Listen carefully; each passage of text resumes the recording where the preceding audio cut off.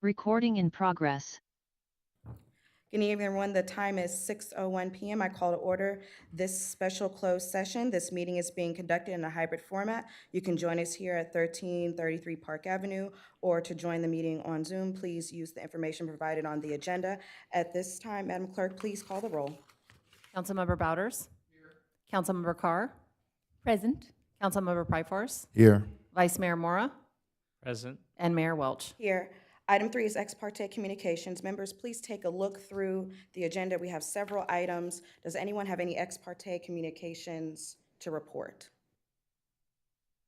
Seeing and hearing none. Item 4 is public comment.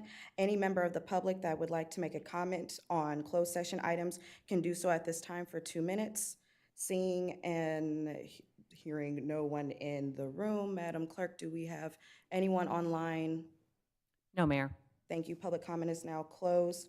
At this time, Madam Clerk, we will adjourn to closed session. We will take items 5 through 10 and all sub-items in closed session. The time is 6:02. We are adjourned to closed session. Recording stopped.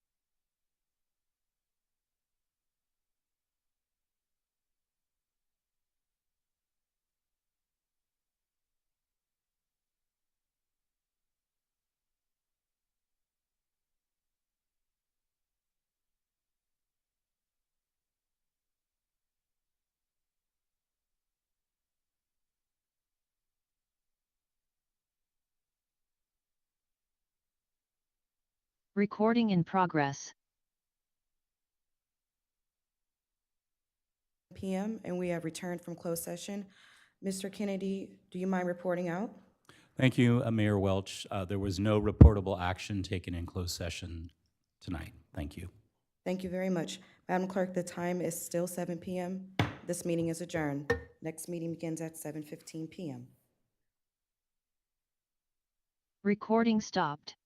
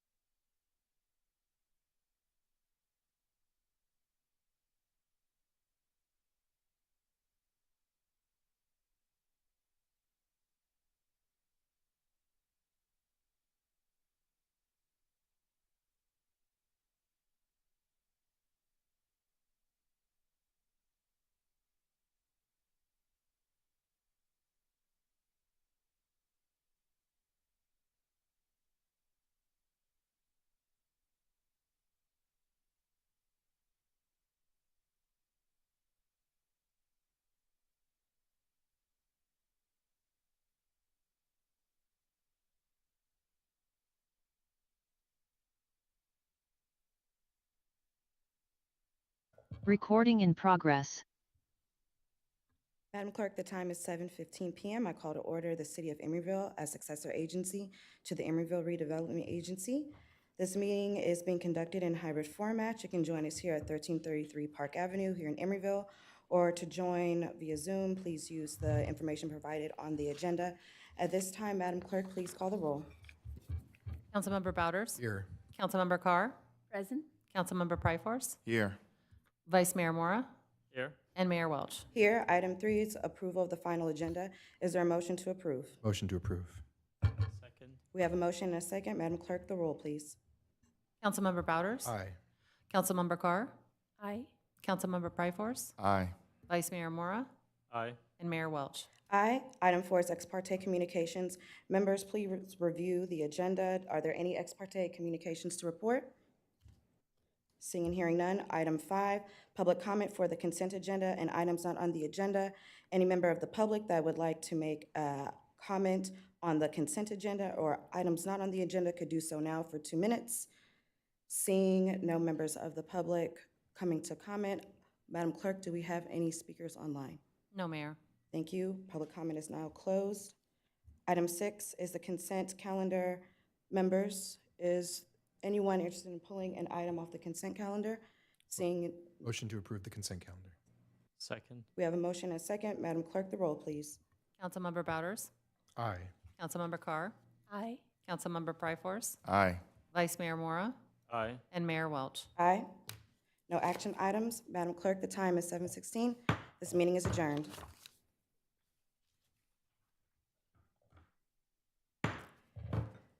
Madam Clerk, the time is 7:16. I call to order this meeting of the Emeryville City Council. This meeting is being conducted in hybrid format. You can join us here at 1333 Park Avenue here in Emeryville, or to join via Zoom. Please do so using the information provided on the agenda. Madam Clerk, I would like to note that all members are still present.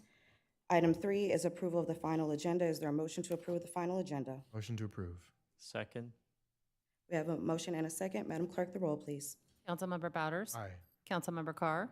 Aye. Councilmember Pryforce? Aye. Vice Mayor Mora? Aye. And Mayor Welch. Aye.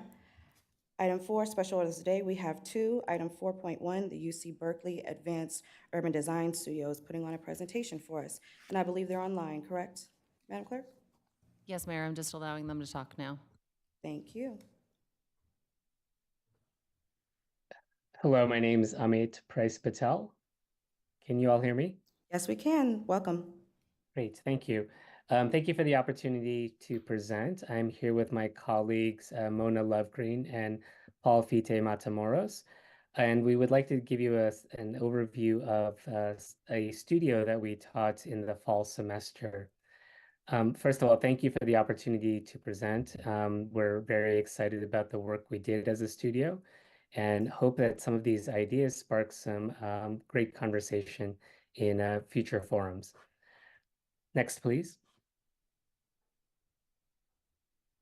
So my name is Amit Price Patel. I'm a partner of urban planning and architecture at a design practice called Dialogue. I'm joined by my colleague Mona Lovegreen, who's also a partner of architecture and urban design at Dialogue. And our teaching assistant was Paul Fite Matamoros, a PhD candidate in landscape architecture and environmental planning at UC Berkeley. Next. The studio that we taught was the Advanced Master of Urban Design Studio. And the larger topic that we were looking at was the idea of scarcity to abundance. In today's urban design and urban planning environment, we take a lot of things for granted. The fact that there will be resources, that there will be water and energy, and that social systems and political systems will largely remain the same. But things are changing very quickly with climate change and other economic and social forces. So with those limits, what can we create that is a state of abundance, something that's wonderful and sustainable and vibrant and inclusive and equitable? That was the big topic that we were looking at through this studio. Next. Hello, thanks for having us here. You're all, of course, very familiar with Emeryville. We wanted to share with you some of the reasons behind why we found Emeryville as a compelling site for our studio. First, its strategic location between Oakland, Berkeley, and San Francisco, offering this really unique context that encapsulates the challenges and opportunities associated with urban growth in California. Its proximity to major employment centers, educational institutions, and cultural attractions that really gave students this opportunity for this mixed-use development, which you will see as you will see some of the examples of how students explored complementary land uses in their final design. We were also fascinated by its history as an industrial hub, which has transformed over the years, witnessing a shift towards a more diverse and vibrant urban environment, and how today it's showcasing an interesting example of urban transformation and adaptive reuse. And lastly, it's a relatively small geographic area, which not only providing an opportunity for the student to wrap their head around the scale of the whole city as they were analyzing it, but also provided some interesting challenges for students to tackle, from the scarcity of available land for new development to being located in a very vulnerable, earthquake-prone, and sea level rise location. We asked the students to analyze Emeryville's existing urban fabric, to really understand the historical background, demographic dynamic, existing urban challenges, and to truly engage with the needs and future aspirations of this growing diverse community while they're making connections to its surrounding area. And as a result, they came up with really transformative design interventions that address the urgent and growing needs, especially when you look at from the lens of high density housing in the region. They each of them addressed the scarcities that they had identified and provided a design solution that exemplifies abundance through these urban evolution of the city, which Paul will walk you through some of the snapshots of those projects. Next, please. Hi, thanks again for having us. So during the course of a semester, then, our students looked at a very broad range of topics. Next, please. One project studied very seriously the effects of sea level rise and how to adapt and work with that coastline as a hybrid buffer zone. Next.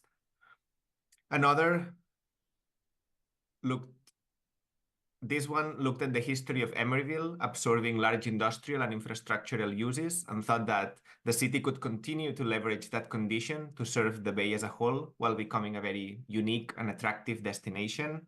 Next. One student engaged with the historical legacies and cultural practices of the Ohlone people, trying to design with and for them with a design justice lens. Next. Well, another explored the many layers of history that make of Emeryville such an interesting place and proposed a path along the creek that you see here that reveals and helps valorize all those layers of history as a sort of collective memory project. Next. Another project embraced the fact that Emeryville has a huge transient population and designed spaces and services that could both cater to the transient population and curate their relationship with Emeryville's permanent residents. Next. One student took inspiration from Urban Ore and proposed an entire campus of research and building experimentation, reusing the materials with which most industrial sheds in Emeryville are built. Next. And another student realized that Emeryville's peninsula will need to be rethought at some point because of both sea level rise and the instability of the soil, and found that this in fact constitutes a big opportunity to rethink that entire water edge. Next. Other students looked at how to attract more and more diversified jobs through new developments and transportation. Next. Or ways of leveraging existing transportation and weaving together the parts of Emeryville that infrastructures like the train have cut off. Next. Another very creative student looked at noise and sound and tried to work out a strategy for Emeryville that curates your sound experience. Next. Well, another looked into the bay's aging population and imagined ways to redevelop some of those big box areas to produce a city of care for the elderly. Next.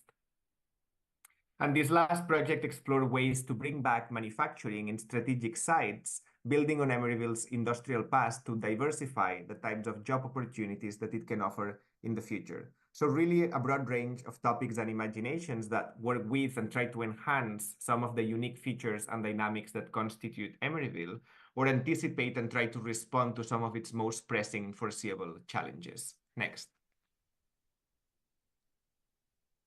So as you can see, the students provided a really diverse set of ideas and were really engaged in the work. We built a model, did lots of sketches, had fantastic conversations with design professionals from throughout the Bay Area. And we look forward to continuing the conversation. We've been discussing a potential open house or presentation by students to the broader public and potentially the Planning Commission. And we're in the beginning stages of planning that sort of event. We hope that some of these ideas can inspire and lead to some interesting future possibilities. Next.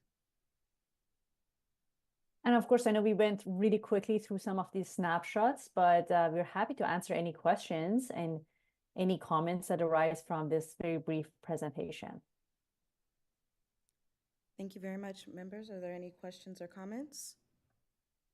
Member Pryforce? Hi, thank you for, I have to get used to this. Thank you for looking into Emeryville and being focused on Emeryville for this course. And I hope that the students related to this course found how uniquely amazing our city is. During your discussions, or even your interactions with us, or maybe hopefully interactions with members of the community, have questions around race and equity, particularly as relates to gentrification or regentrification, came up. I was watching an amazing documentary called Raising Liberty Square, which is about climate gentrification in Miami and how an entire community, predominantly Black people, disappeared because of poor decisions made both at the city level, municipal level, development developers, and so on. And it was a really interesting moment when the developers wanted to sort of woo the community, and they actually showed a Disney picture, which was Black Panther. And so here are these families who are watching Wakanda, which is like this, fictional depiction of what it looks like for, right, a city designed that reflects its population, that reflects that Black Lives Matter. And then for hundreds of those families in those few years to disappear. So has that come up? Has the conversation, because I don't see that reflected in the presentation slides, around gentrification or building cities where it can keep many of its Black and brown population that are historically displaced, especially now all over the country. Thank you for the comments, Counselor. Yes, broadly, we looked at issues of equity and inclusiveness and who is a city for, and who should a city be for in the future. And we had really great discussions around as the city changes, who will be there in the future? Who must be part of the future of Emeryville to make it a successful place. And some of the topics that we discussed ranged around affordable housing, types of affordable housing, how do you create a place where people can age and grow in place? How can there be a diversity of different job types that creates a more resilient economy broadly, but allows different opportunities for different educational and skill levels. We looked at education broadly, and in particular, some of the histories that have been erased in Emeryville or are not as prominent as others, in particular the Ohlone history and other histories that have been there through time. And Mona and Paul, is there anything you'd like to add? The other item I was going to mention was throughout the site selection process, because we left the students with the option of selecting their own sites within all of Emeryville. Basically, the only criteria we had given them was select a site that is within 50 to 100 acre anywhere within Emeryville or the surrounding area. We had multiple conversations about like gentrification, looking at what is currently on the site and what was on the site previously. Like, and are you moving people? Are you displacing people? Or are you adding value to the neighborhood? So that was definitely one of the big discussions with, for example, with one of the students that were looking at the sites under the bridge and under the highway, and how those are some of the sites that have been neglected, and they're connecting both sides of the Emeryville and Oakland side together and connecting that and bringing value. But that had always been part of the discussion. Every time we looked at a site that was selected by any of the students, the topic of gentrification was always top of mind for us. Yes, I agree also with everything that's been said. I think that the question of diversity in multiple arenas has come out in terms of affordability, of diversity of jobs, whose jobs, jobs for whom, the ability of people to stay put, who is being represented in public space, and all these questions basically arose as the students were engaging in fieldwork, which I think it's, in my opinion, what was most powerful about this studio, that you have a big university like UC Berkeley partnering with a nearby city like Emeryville and have the students really go out and engage with members of the community there doing fieldwork and learning and trying to put their minds at work to imagine how things could be in the future. And that was a very big part of our educational process, making sure that the students understood the sense of place, what is a key to the DNA of Emeryville, and having conversations with residents and people who work there and people who value and love Emeryville as a basis for any kind of design work that they did.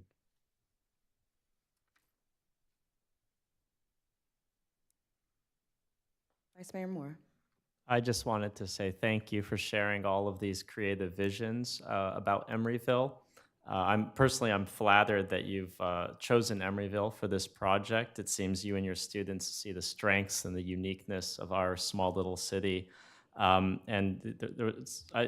though you went quickly, there were a lot of great ideas and concepts. I'm looking forward to the open house. And if there's any material that you're comfortable sending, even just the presentation to us, I wouldn't mind seeing that more closely.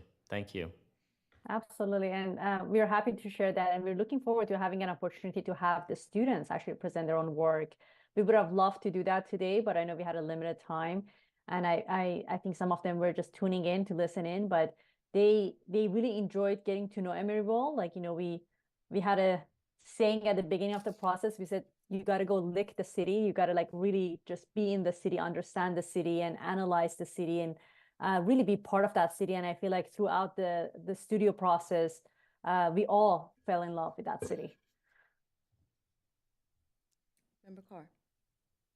Mona, thank you so much. That was great that you had the students engage with our city. And again, I too, like Member Mora, am very flattered that Emeryville was chosen by UC Berkeley to do this. And I'm looking forward to some of these presentations if you're going to have the students do these. And I too would like any brochures or presentation materials that you may be able to share. Amit, thank you so much. And I'm sorry, I forgot the name of your Paul. Paul. Paul. Thank you so much for doing this for us. Appreciate it. Our pleasure. Thank you. Any other comments or questions? No? Thank you all for joining us this evening. We really appreciate all the hard work. Thank you for having us. Thank you. Thank you very much. All right. Item 4.2 is proclamation of the City Council of the City of Emeryville proclaiming February 2024 as Black History Month.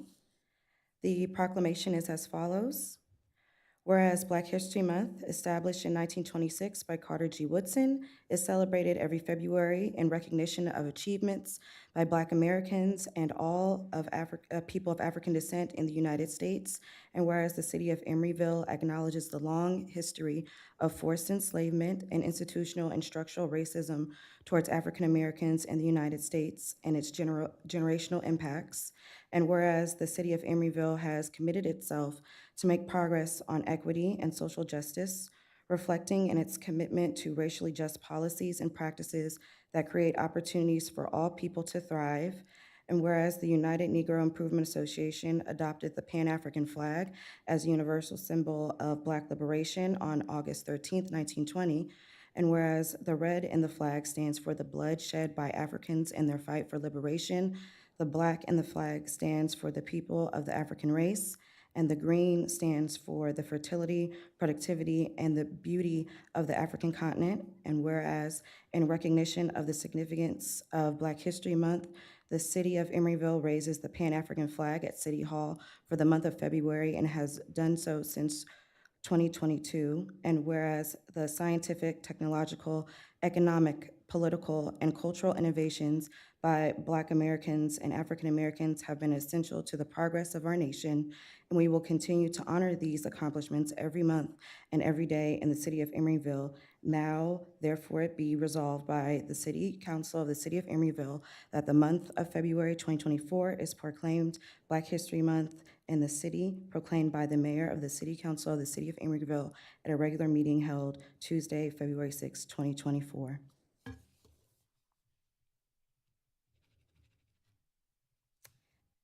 Members, did anyone have any comments to make? Member Pryforce? Yeah, I remember being around last year when we made this same proclamation, but after a year of serving as council member, I can say that many of the statements I've found to be incomplete. Given the history of Emeryville, given many of our approaches to recognizing race and equity and how many times that has been challenged.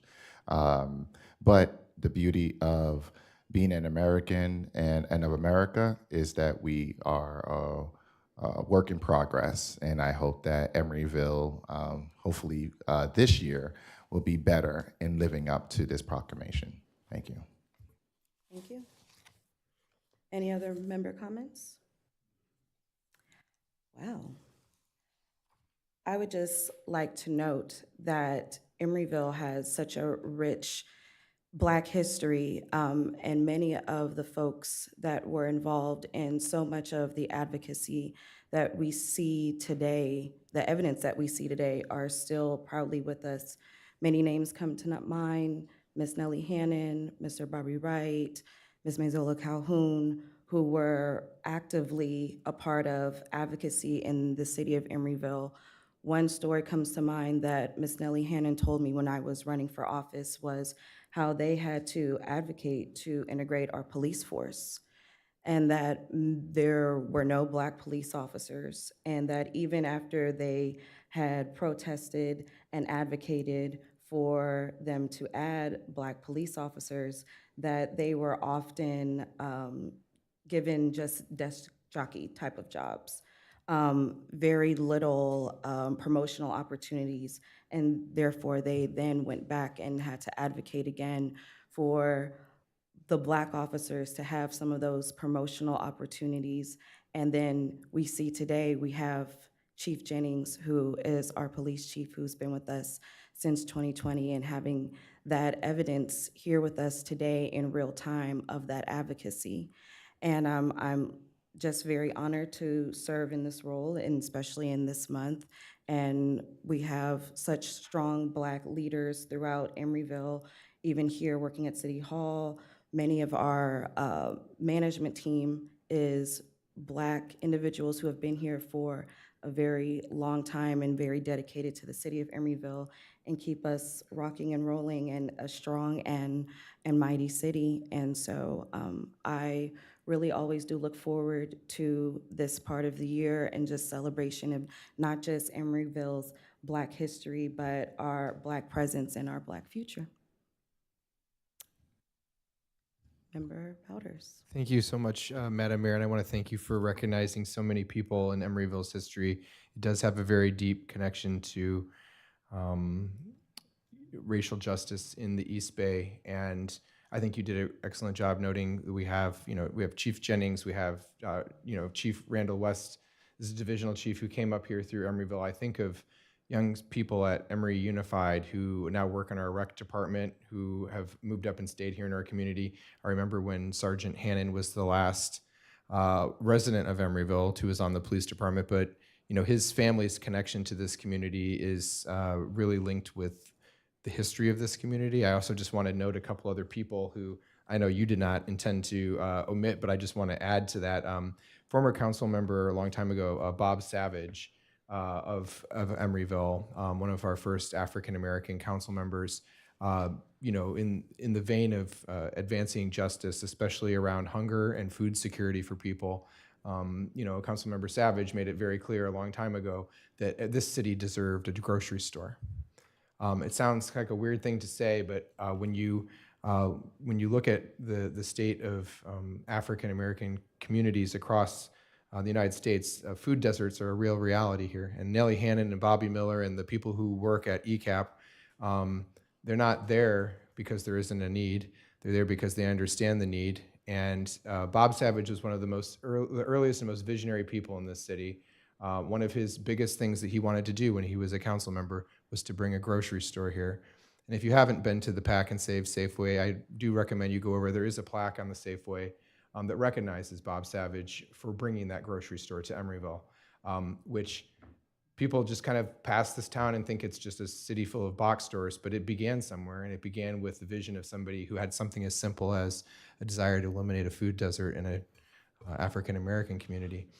So I just want to thank you also, Madam Mayor, for recognizing those folks and celebrating them, because I believe that that is what Black History Month speaks to. And I just also want to recognize that I think that those who've gone before you would be very proud of who you are and where you sit today.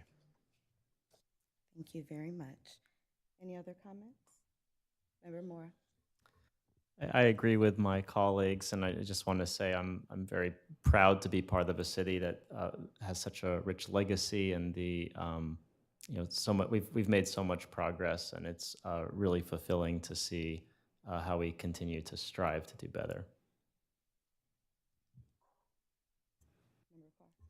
Thank you, Mayor, for the resolution that has passed. It honors diversity and equality in our city. Thank you. Any other comments? All right. Item 5, announcement of commission and committee vacancies. Madam Clerk. Thank you, Mayor and Council. Just wanted to let you know we had a resignation on the Planning Commission this week. That member was also a member on the Housing Committee. Those vacancies will be added to the current recruitment that we have open. The application is available on the website, and applications are due March 11th for appointment at the first meeting in April. Thank you. Thank you. Item 7, City Manager's Report. Thank you, Madam Mayor. Just one thing I want to let people know and encourage them to attend the Emeryville Works Job and Resource Fair, which is going to be on Saturday, February 24th from 10 to 2 at the ECCL Building A. There will be lots of businesses there and opportunities for people to build resumes and get to know businesses and push forward in their career search. So please show up. Thank you. Item 8 is ex parte communications. Members, please take a look through the agenda. Does anyone have any ex parte communications to report? Seeing and hearing none. Item 9 is public comment for the consent agenda and items not on the agenda. If any member of the public would like to make a comment on the consent agenda or items not on the agenda, they can do so now for 2 minutes. Seeing no members of the public approaching the podium, Madam Clerk, do we have anyone online waiting to speak? Yes, Mayor. It is Brian Donahue, and I will allow him to talk right now. Please recognize him for 2 minutes. Okay, let the record show that I tried to speak during the UC presentation about what kind of town should Emeryville be, who should we make our town for. I tried to speak, but the mayor would not allow me to speak. So let the record show that. And if anybody from UC is still here at the meeting, realize that that's the, you know, all the praise of Emeryville notwithstanding, that's the kind of town we are. Town where, you know, dissenting voices, other opinions are not valued. Then I want to talk briefly about Bob Savage, since there's been a lot of overheated talk here about how wonderful Bob Savage was. Well, I knew Bob Savage. He actually was a friend of mine. I've lived there for 42 years. He was a great guy, actually, but what always gets deleted from Bob Savage's advocacy was his primary advocacy, which never gets spoken about because it's an inconvenient truth here in Emeryville. His primary advocacy was for family housing. And everybody knows developers don't want to build family housing. They didn't back when Bob Savage was on our council, and they don't now. And developers are the king in Emeryville, and especially with this current city council majority, who are here to enable developers to maximize their profit. So that's why we're not getting any more, and we're not improving the situation for family housing. As a matter of fact, we have not improved one iota Emeryville for family housing. We still have the lowest number of people per housing unit in the entire Bay Area, the lowest number. And that has not gone up at all since the days of Bob Savage. So his advocacy was not, yeah, he wanted a grocery store, but his primary advocacy was for family friendly, or not family friendly, families being able to move into Emeryville. And you guys, the five of you, have not helped that at all. And neither as previous council members. So I understand why you don't want to talk about it, because it's Thank you for your comment. inconvenient truth. Thank you for your comment. Madam Clerk, is there any other speakers online? No, Mayor. Thank you. Public comment is now closed. Item 10 is the consent agenda. Members, please review the consent agenda. If anyone desires to pull any item from the consent agenda, please say so now. Seeing and hearing none, is there a motion to approve the consent agenda? I'll make a motion to approve the consent agenda. Second. We have a motion and a second. Madam Clerk, the roll, please. Councilmember Bouders? Aye. Councilmember Carr? Aye. Councilmember Pryforce? Aye. Vice Mayor Mora? Aye. And Mayor Welch. Aye.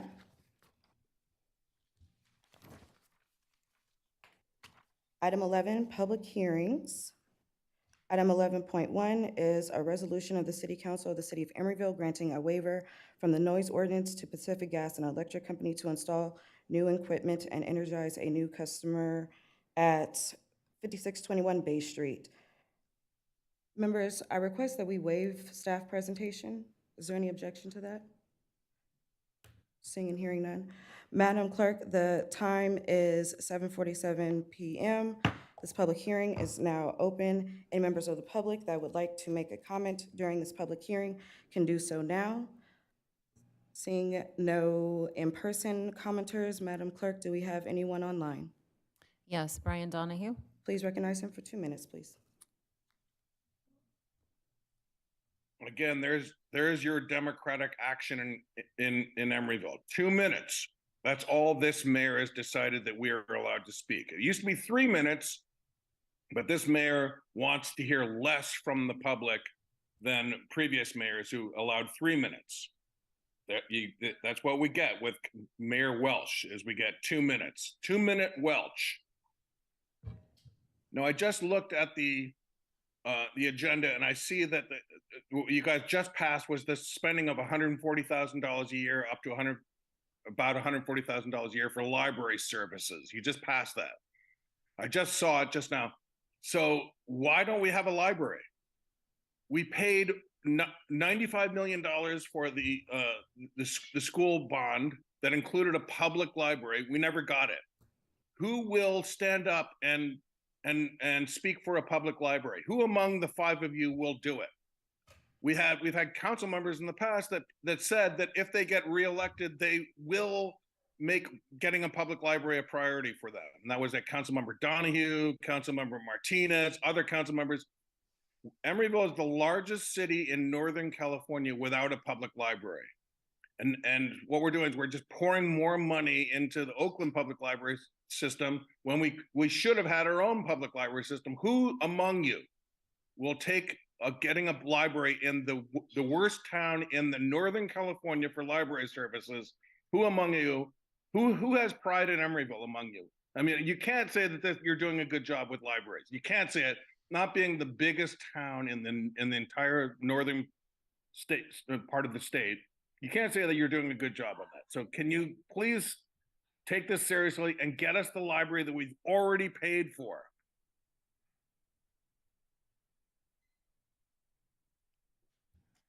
Madam Clerk, are there any other commenters online? No, Mayor. Seeing no additional comments, this public hearing is now closed. Members, I bring it back to you all for discussion or motion. I'll make a motion to approve the resolution. Do we have a second? Second. We've got a motion and a second. Madam Clerk, the roll, please. Councilmember Bouders? Aye. Councilmember Carr? Aye. Councilmember Pryforce? Aye. Vice Mayor Mora? Aye. And Mayor Welch. Aye. Item 11.2, resolution of the City Council of the City of Emeryville granting a waiver for the noise ordinance for sewer rehabilitation work on West MacArthur Boulevard, Ohlone Way, and the Greenway Path adjacent to the South Bayfront Bridge for dates to be determined between February 7th, 2024 and March 15th, 2024. Members, I request that we waive staff presentation on this item. Is there any objection? Seeing and hearing none. Madam Clerk, the time is 7:51. I'm opening this public hearing. Any member of the public that wishes to make a comment on this public hearing can do so now for 2 minutes. Seeing no members of the public in person, Madam Clerk, do we have anyone online? Yes, Brian Donahue? Please recognize him for 2 minutes, please.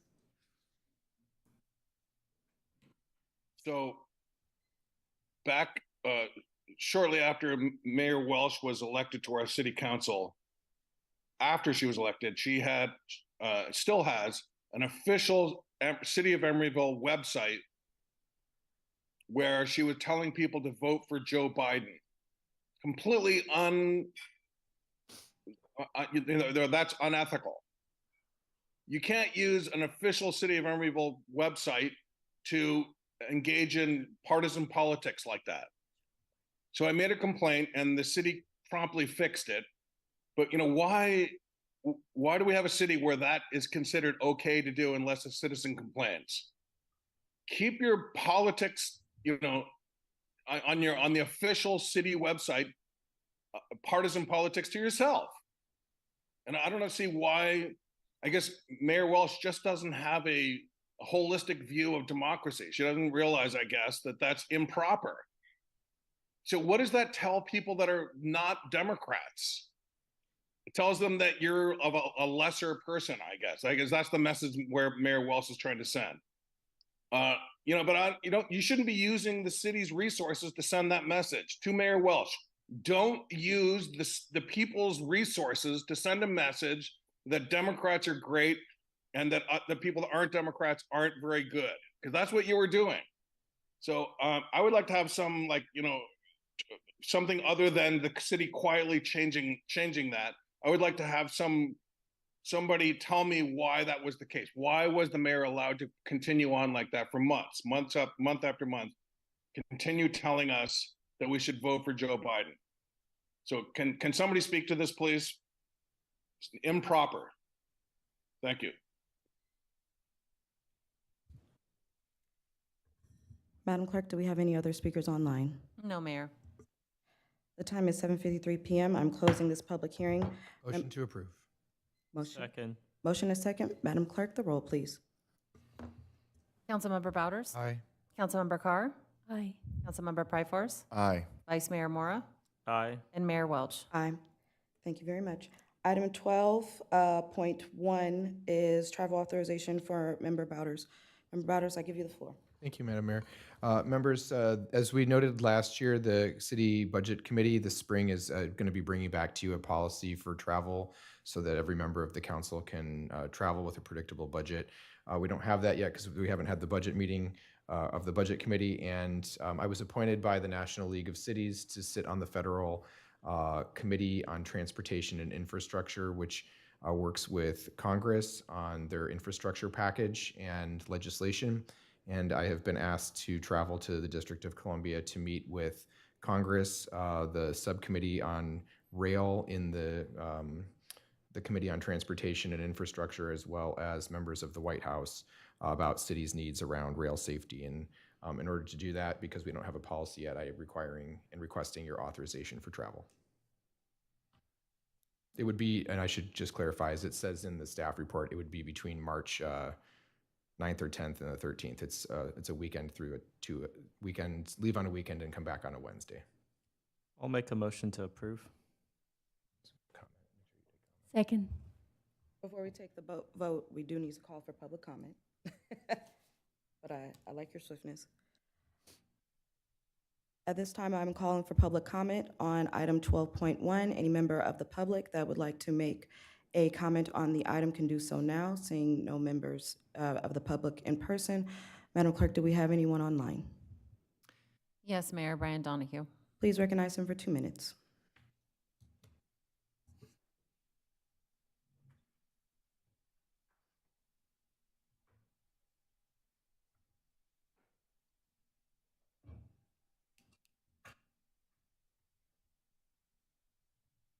Is he unmuted?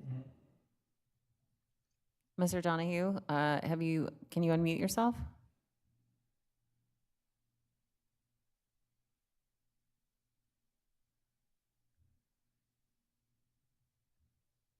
He's staying muted, Mayor.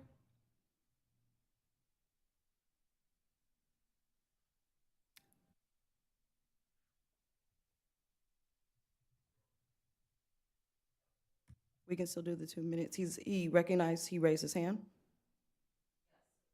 Yes, he has his hand raised. Here, let me try removing permission to talk and allowing to talk again. Brian, are you there?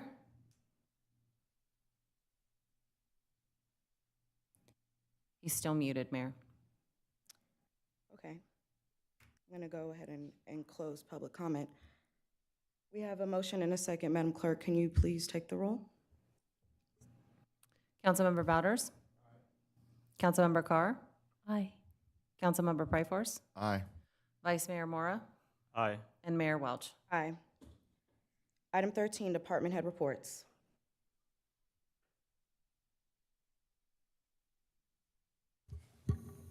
Apologies. Thank you, Mayor. Chad Smalley, Community Development Director. With your report on the Planning Commission actions at their January 25th meeting, all 7 members were present for this meeting, and there was only one item on the agenda, consideration of a recommendation to the City Council to adopt an ordinance that would prohibit the installation of turf in new development, and also a review of changes proposed to the nuisance code regarding weeds. The Planning Commission made a motion to recommend that the City Council adopt the ordinance subject to changes that were recommended by the Commission. Those changes were to accept residential development projects with common areas from the turf ban and allow those areas to install functional turf as defined in Assembly Bill 1572. The Commission also requested that the wildflower seed program be brought back to the Commission for consideration and comment, and forwarded those changes on to the City Council. That vote was unanimous, 7-0, and that is scheduled for your review on February 20th. That concludes my report. Thank you very much. Member Bouders. Thank you, Madam Mayor. A question on the report. They want to bring back the wildflower program to the commission? Yeah, they just wanted to Clarify? review it. They had a concern about certain kinds of native plants that could potentially harm pets, and just wanted to understand what kinds of seeds were being given out. Okay, thank you. Any other members with questions? Okay. Item 14, future agenda item requests from council members. Member Pryforce. So I received a very disturbing phone call from a resident of Emeryville who was concerned about possible eviction because they are a below market rent resident, and they received a rent notice that their rent was being increased by 10%, which for many BMR residents, 10% is very high.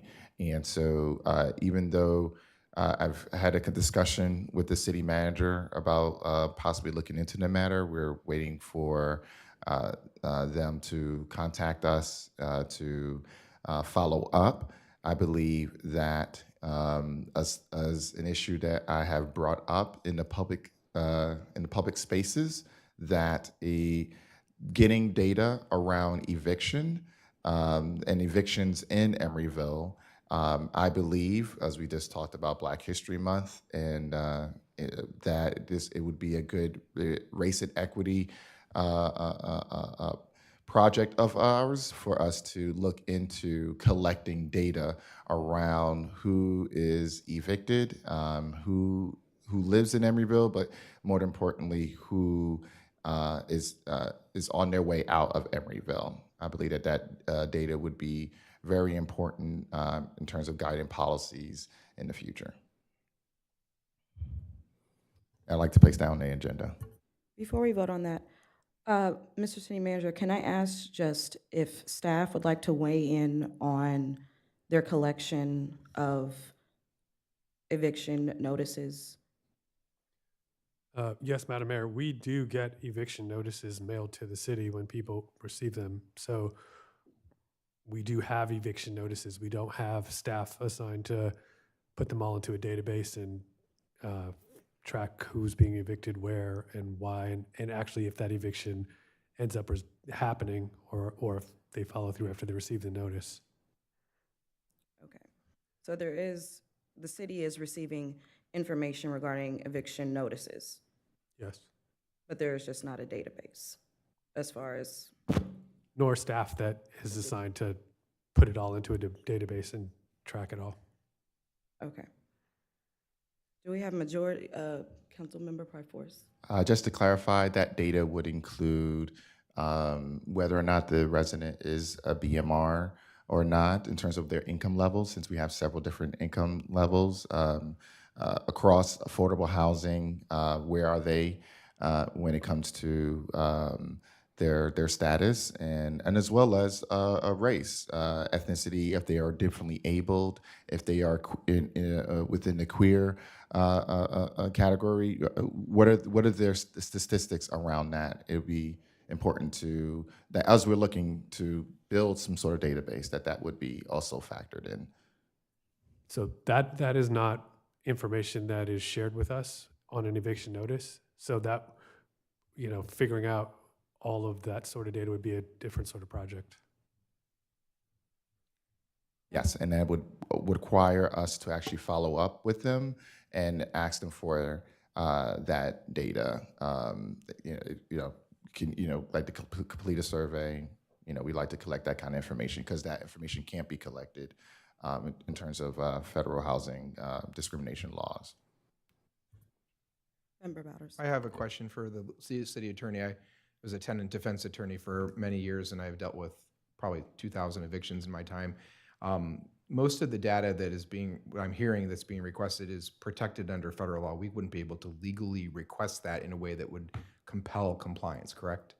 Correct. It would be voluntary if somebody wanted to provide that information, but yes, we would not be asking or insisting on people to provide this information. Okay, so my concern, I guess, is the use of staff time and resources on collecting something that would be a voluntary set of information that wouldn't then be reliable to prove anything, right? It would just be collecting it to collect it. I don't know what we'd be able to use it for that would be systemic. Is that not, am I understanding it incorrectly here? I would say that's fair. I mean, Yeah. some people might not, but to be able to draw broad conclusions based on voluntary data, Couldn't. I wouldn't. Yeah, okay, wouldn't be thank you. something I would say you could do. Is there majority support to place this on the agenda? Seeing no support for placing that on the agenda, it will not be placed on the agenda.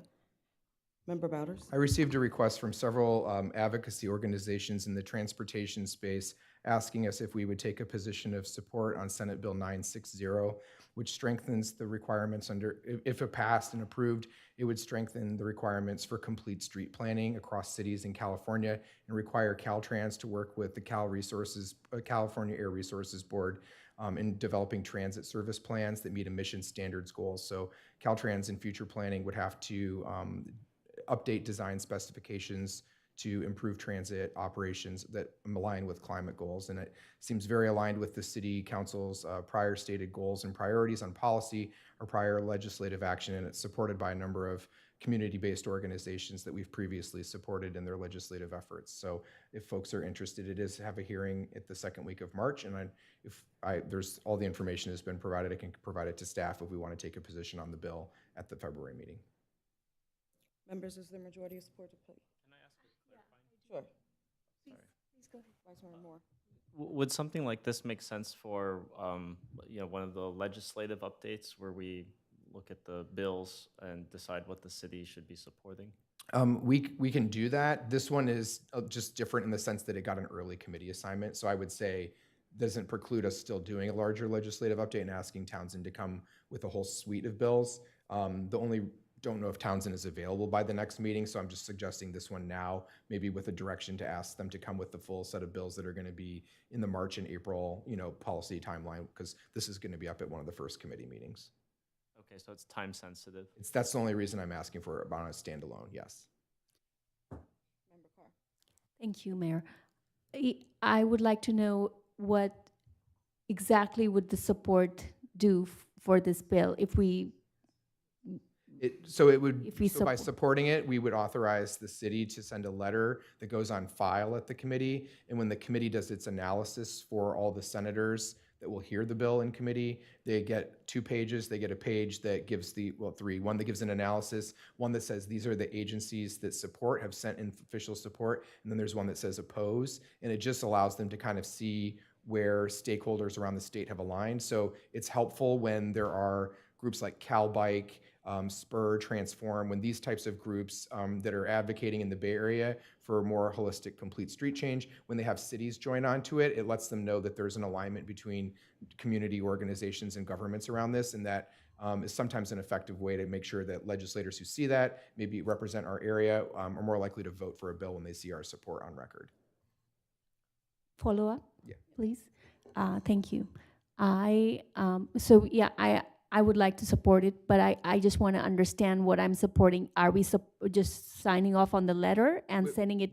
We will get a presentation on the bill, and if we decide as a bill that we want to support the concept of the bill, we will then just give direction to the staff to send a letter that says the city of Emeryville has taken a position supporting this legislation, which just tells the legislators on the committee Emeryville decided to support the bill. Cities will take positions on all of these, and we typically, as Vice Mayor Mora mentioned, we'll go over all the bills that kind of affect our city at one time. The only reason you're hearing me ask for just one is because of how quickly this committee is coming.